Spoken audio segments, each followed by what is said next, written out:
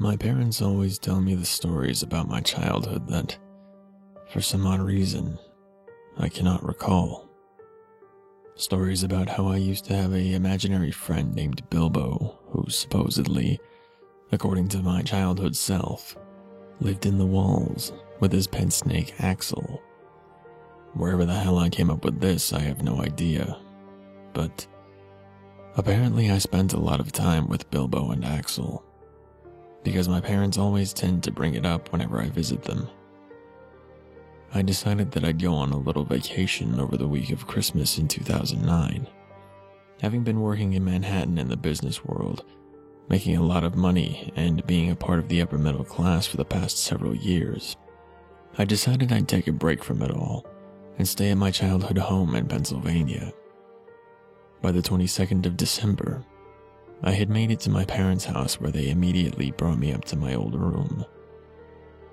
The moment I entered the room, a chill went down my spine. But not because of a weird, supernatural, or unpleasant feeling. Mainly just a nostalgic chill. Which was odd, considering I didn't remember the room at all. I could barely remember anything from my childhood years. I can only remember back to being a teenager, which was the time I was sent to live with my aunt because of my bipolar disorder, which my parents couldn't handle anymore. But since I have that all taken care of now, it's nothing to worry about.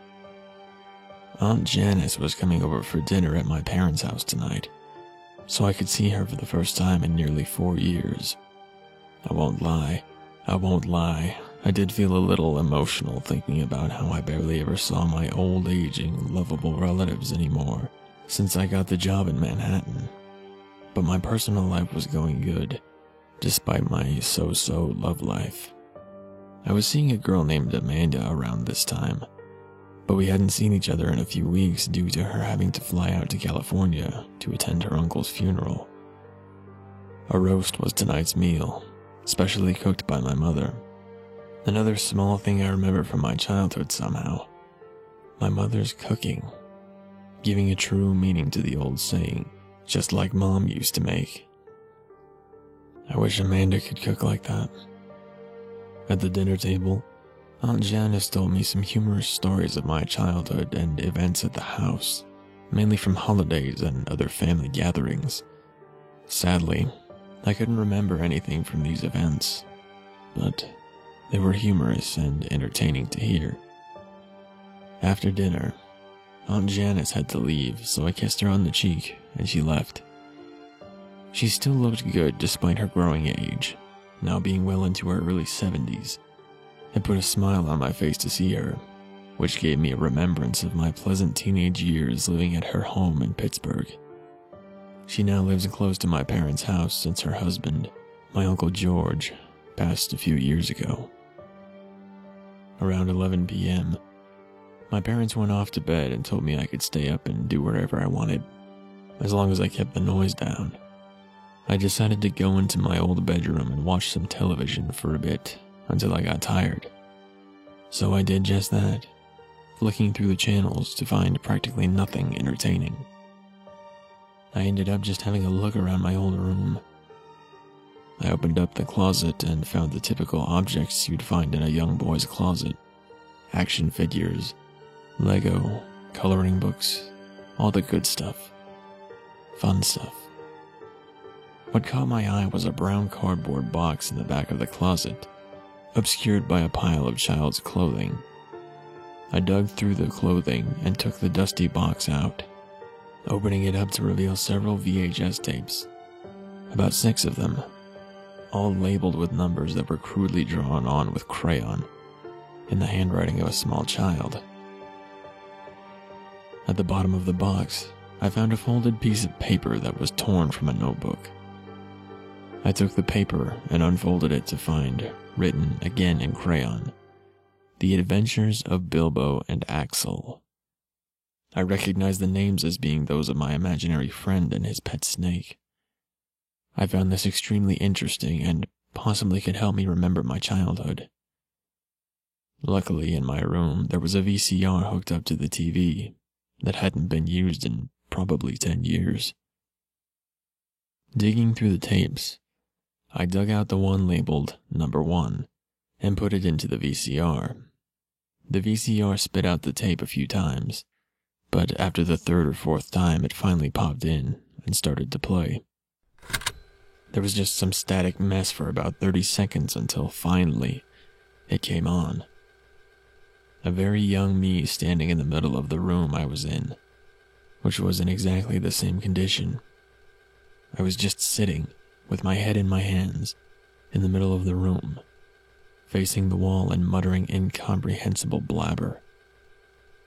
I figured I was playing hide-and-go-seek or something of that sort, so I didn't think of it as strange at first.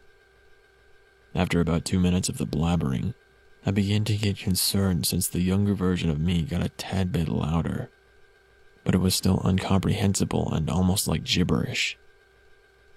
The sound completely cut out, and the quality started to get really choppy, and the color started to distort, and I could hear faint whispering playing over the tape. I put the volume a bit louder so I could make out this whispery sound, but suddenly an ear-shattering shriek came from the tape, and the static turned to extremely loud white noise.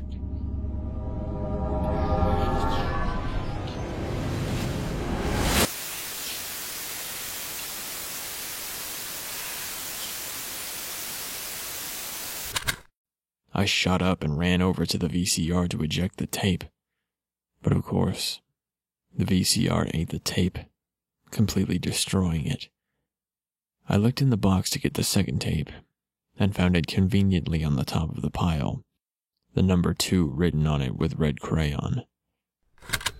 The tape began like the last. When it finally came in, there was absolutely no sound at all. It seemed to be a continuation of the last, but I was now faced in the other direction, actually looking at the camera, and my head was no longer in the shoulders. My eyes had deep black rings around them, and I looked exhausted, scared, and extremely tired. The whispering came in again, but louder and more clear than before. I could faintly make out, to my horror, a name being said in the whispers. Patrick. My name. The tape ejected fast out of the VCR on its own. Behind it, a series of magnetic tapes shooting out and twisting and snapping. I won't deny the fact that I was nearly pissing my pants at this point. I didn't feel like this house was normal at all. That these walls literally could talk, and that I had locked my childhood away in my mind for a reason. Was this also the cause of my teenage bipolar disorder? I grabbed the box of tapes and ran outside to my car, not even saying goodbye to my sleeping parents, and drove off. I was tired, but I had to get out of that house. I drove off to Aunt Janice's house and told her everything, showing her the box of tapes. Her smiling face turned into a blank stare, looking almost frightened and nervous.